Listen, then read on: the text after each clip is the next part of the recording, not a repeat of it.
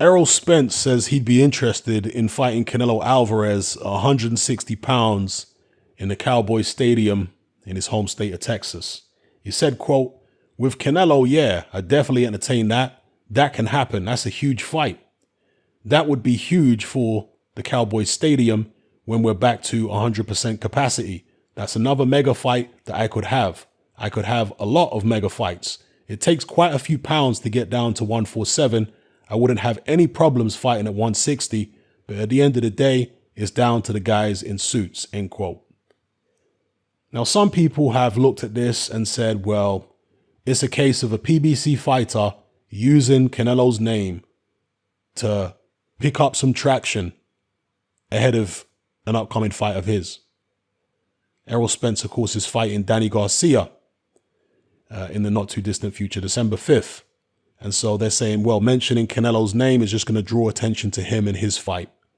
It could be that, or it could be journalists who have asked Errol Spence, what do you think about a Canelo fight? And he responded to it. It isn't always as cynical as fighters clout chasing by throwing names around who are a lot more popular than them. Sometimes it is the journalists who actually set these situations up. And it's the journalists for their newspaper or for their website that are trying to get website hits or trying to sell newspapers. So you can't always blame it on the fighter. On top of that, you've had Floyd Mayweather in the past who said that eventually the pound for pound crown will be contested by Errol Spence and Canelo Alvarez, and they're going to have a showdown in the ring. Now, Mayweather has been wrong with several of his predictions in the past in terms of who's going to become pound for pound king. I remember he was adamant that Chad Dawson was going to take over the pound for pound mantle and be a dominant force in boxing. That obviously didn't take place, and it was Andre Ward instead that was pound for pound for a while. But in terms of Errol Spence against Canelo,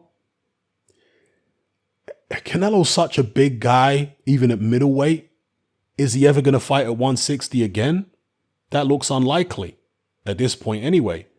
And although Errol Spence is big for welterweight, he'd be small next to Canelo. I mean, there's not that much difference in height between the pair of them. But look at Canelo's build compared to Errol Spence. And they're of a similar height. So, I don't know, man. And perhaps Errol Spence is responding to a journalist. But then again, perhaps he's jumping the gun talking about Canelo because he has to get past Danny Garcia first. And not only get past Garcia, but it's also about getting past this terrible car accident that he had. We don't know if he's going to be the same when he steps in the ring. So I'm just being objective about the situation.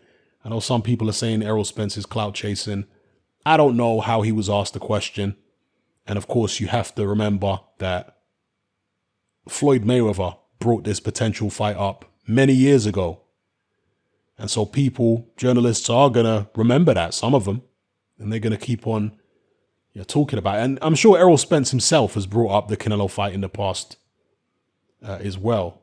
But let me know what you guys think in the comment section below. If we could go back to a pre-car crash Errol Spence, how much chance would you give him against Canelo Alvarez at 160? I'd be very impressed if Errol Spence was able to fight Canelo Alvarez and even push Canelo Alvarez close. Because right now, I would expect Alvarez to win that fight handily.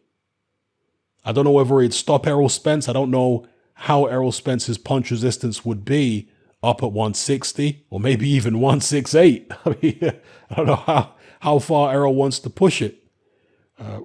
Would he be able to take Canelo's power when people like Sergey Kovalev, a light heavyweight, couldn't take it? You let me know what you guys think in the comment section below.